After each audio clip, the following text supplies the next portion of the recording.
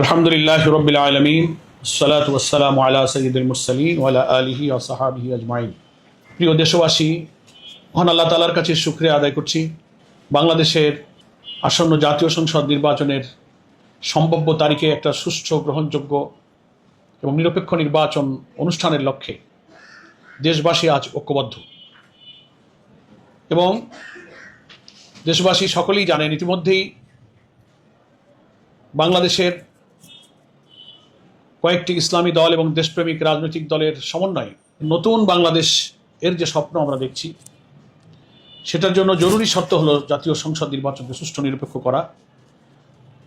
এই জন্য দীর্ঘ আন্দোলনের ফসল হিসেবে জুলাই জাতীয় সনদ তৈরি হয়েছে এবং সেই জুলাই যে জাতীয় সনদ, সেটা আইনি ভিত্তি দেওয়ার জন্য অবিলম্বে একটি আদেশ জারি করতে হবে। তার ভিত্তিতে গণভোট অনুষ্ঠিত হতে হবে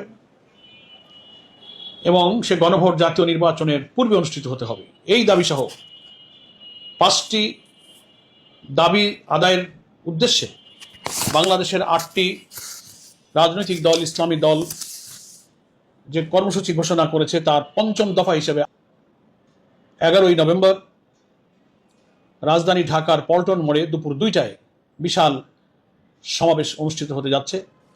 এই সমাবেশ আহ্বান করেছেন বাংলাদেশ জামাত ইসলামীর সম্মানিত আমির ডক্টর শফিকুর রহমান, ইসলামী আন্দোলন বাংলাদেশের সম্মানিত আমির পীর সাহেব চরমনাই, মুফতি সৈয়দ মোহাম্মদ রেজাউল করিম, বাংলাদেশ খেলাফত মজলিসের সম্মানিত আমির মাওলানা মামুনুল হক, খেলাফত মজলিসের সম্মানিত আমির অধ্যক্ষ মাওলানা আব্দুল বাসিত আজাদ, বাংলাদেশ নিজামে ইসলাম পার্টির সম্মানিত আমির অধ্যক্ষ মাওলানা সরোয়ার কামাল আজিজি, বাংলাদেশ খেলাফত আন্দোলনের সম্মানিত আমির মাওলানা হাবিবুল্লাহ মিয়াজি, জাতীয় গণতান্ত্রিক পার্টি জাগপার সভানেত্রী ব্যারিস্টার তাসমিয়া প্রধান এবং বাংলাদেশ ডেভেলপমেন্ট পার্টির সভাপতি অ্যাডভোকেট আনোয়ারুল ইসলাম চান।